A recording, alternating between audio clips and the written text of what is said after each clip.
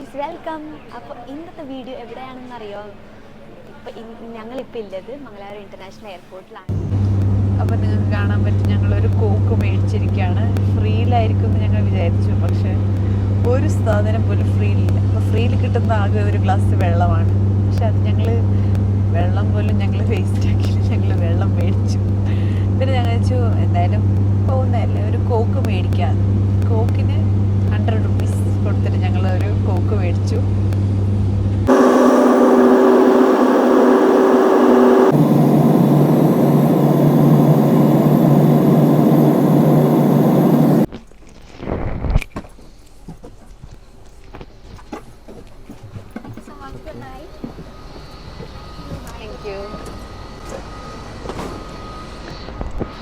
അങ്ങനെ ഞങ്ങൾ ചെന്നൈ എത്തിയിരിക്കുകയാണ്. ഇതാണ് ഞങ്ങൾ വന്ന ഫ്ലൈറ്റ് ഇൻഡിഗോ.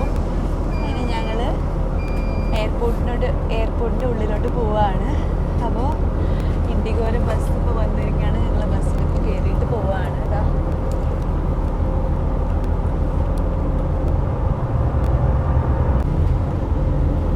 വേറൊരു ഇൻഡിഗോ ഫ്ലൈറ്റ് ഇപ്പോൾ പോവുകയാണ്.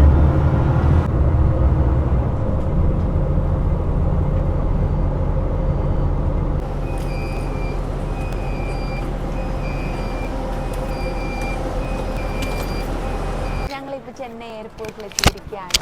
അപ്പോൾ ഇപ്പോൾ ചെന്നൈ എയർപോർട്ട് ഞാൻ നിങ്ങൾക്ക് കാണിച്ചു തരാം. ഒക്കെയാണ് പ്ലാൻ ചെയ്തത്. ബട്ട് ഫസ്റ്റ് കല്യാണത്തിന് മുമ്പേ പോയ സമയത്ത് തന്നെ ഡോക്യുമെൻറ്റ് വെരിഫിക്കേഷന് എന്തോ സ്പെല്ലിംഗ് മിസ്റ്റേക്സോ എന്തോ ഡോക്യുമെൻറ്റിൽ മിസ്റ്റേക്ക് കാരണം റിജക്റ്റായി. എന്നിട്ട് ഞാൻ ഇങ്ങനെ വിചാരിച്ചു കാരണം ഒരു പ്രാവശ്യം ഡോക്യുമെൻറ്റ് റിജക്റ്റ് ആയിക്കഴിഞ്ഞാൽ പിന്നെ എത്രയോ നാൾ കഴിഞ്ഞിട്ട് നമുക്ക് തിരിച്ച് അപ്ലൈ ചെയ്യാൻ പറ്റും. അപ്പോൾ അത് കഴിഞ്ഞിട്ട് പിന്നെ ഞാൻ അപ്ലൈ ചെയ്തില്ല. അത് പിന്നെ കൊറോണ വന്നു. പിന്നെ അത് ഡിലേ ആയി. അങ്ങനെ കല്യാണമൊക്കെ കഴിഞ്ഞിട്ട് ഒരു വർഷം കഴിഞ്ഞിട്ടാകുമ്പോൾ കുറേ മന്ത്സ് കഴിഞ്ഞിട്ട് ഞാൻ അപ്ലൈ ചെയ്തു. എനിക്ക് തോന്നുന്നു 7-8 മന്ത്സ് കഴിഞ്ഞിട്ട് ഈ മാരേജ് സർട്ടിഫിക്കറ്റിൻ്റെ ഒക്കെ ബേസിസിൽ ഞാൻ അപ്ലൈ ചെയ്തു. അങ്ങനെ അപ്ലൈ ചെയ്തിട്ട് പിന്നെയും പോയി. അപ്പോൾ ഞാൻ ചെയ്തത് കാസർഗോഡ് നിന്നായിരുന്നു. അപ്പോൾ ഞാൻ ആദ്യം പൂനെയിൽ നിന്ന് ചെയ്തു. അവിടെ റിജക്റ്റ് ആയി. അപ്പോൾ ഞാൻ വിചാരിച്ചു പൂനെയിലായിരിക്കും ചിലപ്പോൾ കുറേ ഡോക്യുമെൻറ്റ്സ് ചോദിക്കുന്നത്. കാസർഗോഡിൽ കൊടുത്തു. കാസർഗോഡിൽ പോയിട്ടാകുമ്പോൾ അവർ പറഞ്ഞു ഇതിൽ വേറെ അഡ്രസ്സ്. അപ്പോൾ ആ അഡ്രസ്സ് ചേഞ്ച് ആയില്ലേ. അപ്പോൾ ഇതിൽ വേറെ അഡ്രസ്സ്, ഇതിൽ വേറെ ഹസ്ബൻഡിൻ്റെ അഡ്രസ്സ് വേറെ, അങ്ങനെയൊക്കെ പറഞ്ഞിട്ടാകുമ്പോൾ പിന്നെ എനിക്ക് അവിടെയും റിജക്റ്റായി. അപ്പോൾ അവരെന്നോട് കുറേ കാര്യങ്ങളൊക്കെ പറഞ്ഞു തന്നു. ഇതൊക്കെ നിങ്ങൾ സെറ്റ് ചെയ്ത് പിന്നെ ആ 2 പേപ്പറിലൊക്കെ ഇങ്ങനെ നെയിം ചേഞ്ചിൻ്റെ ഒക്കെ കാണിച്ച് കൊടുത്തതിന് ശേഷം നിങ്ങൾ പിന്നെയും പാസ്പോർട്ടിൽ അപ്ലൈ ചെയ്ത് കഴിഞ്ഞാൽ നിങ്ങൾക്ക് ഡോക്യുമെൻറ്റ് വെരിഫിക്കേഷൻ ശരിക്കും നടക്കും. അങ്ങനെ ഫൈനലി 3rd ടൈം എല്ലാ പേപ്പേഴ്സൊക്കെ സെറ്റ് ചെയ്ത് എല്ലാ ഡോക്യുമെൻറ്റ്സൊക്കെ എന്താ പറയുക അഡ്രസ്സൊക്കെ മാറ്റി എല്ലാം ചേഞ്ച് ചെയ്തിട്ട് ഞാൻ പിന്നെ അപ്ലൈ ചെയ്തു. അന്ന് അപ്ലൈ ചെയ്ത അന്ന് പോലും അതുപോലും ഭയങ്കര അന്ന് ഞങ്ങൾക്ക് പോകേണ്ടത് കാസർഗോഡ് അല്ലായിരുന്നു. എനിക്ക് സ്ലോട്ട് കിട്ടിയത് കണ്ണൂർ പയ്യന്നൂരായിരുന്നു കിട്ടിയത്. കണ്ണൂരാണോ? പയ്യന്നൂരാണ് കിട്ടിയത്. അങ്ങനെ പയ്യന്നൂരിൽ ഞങ്ങൾക്ക് സ്ലോട്ട് കിട്ടിയിട്ട് പിന്നെ അന്ന് ഞങ്ങൾ ഡോക്യുമെൻറ്റ് വെരിഫിക്കേഷന് പോയി. അന്ന് എല്ലാ ഡോക്യുമെൻറ്റ്സും സെറ്റായിട്ട് പിന്നെ എനിക്ക് അന്ന് വൈകുന്നേരം ആകുമ്പോഴത്തേക്ക് എന്നോട് അവർ പറഞ്ഞു ഇനി എല്ലാം സെറ്റായി, നമുക്ക് ഇനി 4 ദിവസത്തിനുള്ളിൽ പാസ്പോർട്ട് വീട്ടിലായിട്ട് കൊറിയറായിട്ട് സെൻഡ് ആവുമെന്ന്. അന്ന് ഞാൻ ആലോചിച്ചു, എത്ര നാളത്തെ ഏകദേശം 2 years എടുത്തു എനിക്കൊരു പാസ്പോർട്ട് കിട്ടാൻ വേണ്ടിയിട്ട്. അപ്പം ഞാൻ ആലോചിച്ചു എന്തായാലും പാസ്പോർട്ട് കിട്ടി.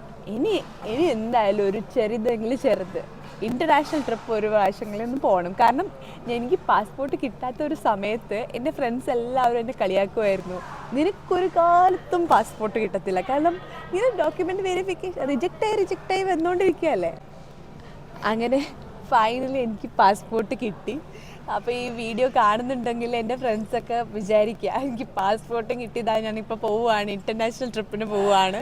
അപ്പോൾ ഇതിൽ എന്താ പറയുക കമൻസിലൂടെ എല്ലാവർക്കും ഓർമ്മ ഉണ്ടാവും ഈ ഡയലോഗൊക്കെ. നിങ്ങൾക്ക് പാസ്പോർട്ട് കിട്ടത്തില്ല എന്നുള്ളൊരു ഡയലോഗ് നിങ്ങൾക്ക് എല്ലാവർക്കും ഓർമ്മ വരും. അതുകൊണ്ടാണ് ഞാൻ ഈ കഥ പറഞ്ഞത്.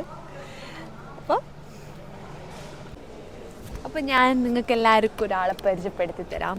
അപ്പോൾ ഇതാണ് എൻ്റെ ഹസ്ബൻഡ്. അപ്പോൾ നിങ്ങൾ ആരും ഒരു വീഡിയോസിൽ പോലും കണ്ടിട്ടുണ്ടാവില്ല. എപ്പോഴും ബിഹൈൻഡ് ദ ക്യാമറ മാത്രമേ പണി ചെയ്യാറുള്ളൂ, വീഡിയോസ് എടുക്കാനും എഡിറ്റ് ചെയ്യാനൊക്കെ. അപ്പോൾ ഞാൻ ഇന്ന് ഫോഴ്സ്ഫുള്ളി പറഞ്ഞിരിക്കുകയാണ് ഇനിയുള്ള വീഡിയോസിൽ എൻ്റെ കൂടെ തന്നെ ഉണ്ടാവണമെന്ന്. അപ്പോൾ എൻ്റെ ഞാൻ എന്നെ ഇത്രയും ഫോഴ്സ് ചെയ്തുകൊണ്ട് ഇപ്പോൾ പറഞ്ഞു, എനിക്ക് പെർമിഷൻ തന്നു ഞാൻ നിൽക്കാന്നൊക്കെ പറഞ്ഞു. അറിയില്ല അതിൽ എത്ര വീഡിയോസ് എടുക്കാനൊക്കെ സഹായിക്കും അല്ലെങ്കിൽ എൻ്റെ കൂടെ ഉണ്ടാവും എന്നൊക്കെ. പക്ഷേ അപ്പോൾ ഈ പറഞ്ഞ ഇൻ്റർനാഷണൽ ട്രിപ്പ് പോലും ഞാൻ ഈ കുറേ പറഞ്ഞ് ബ്രെയിൻ വാഷ് ചെയ്തിട്ട് ഞാൻ പറഞ്ഞു ഞാൻ എന്നെ പ്ലാൻ ചെയ്യുന്നല്ലേ, അപ്പോൾ നിങ്ങൾ കൂടെ ഒരു സപ്പോർട്ടിന് വേണ്ടി മാത്രം വന്നാൽ മതി അങ്ങനെ. അപ്പോൾ പറഞ്ഞു എന്നാൽ ശരി നീ എല്ലാം പ്ലാൻ ചെയ്തോ.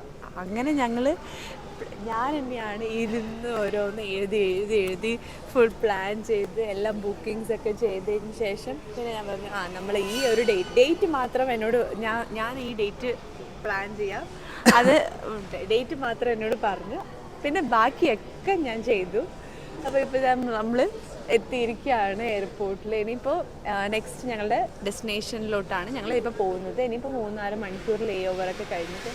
അപ്പോൾ ഇതൊക്കെയാണ്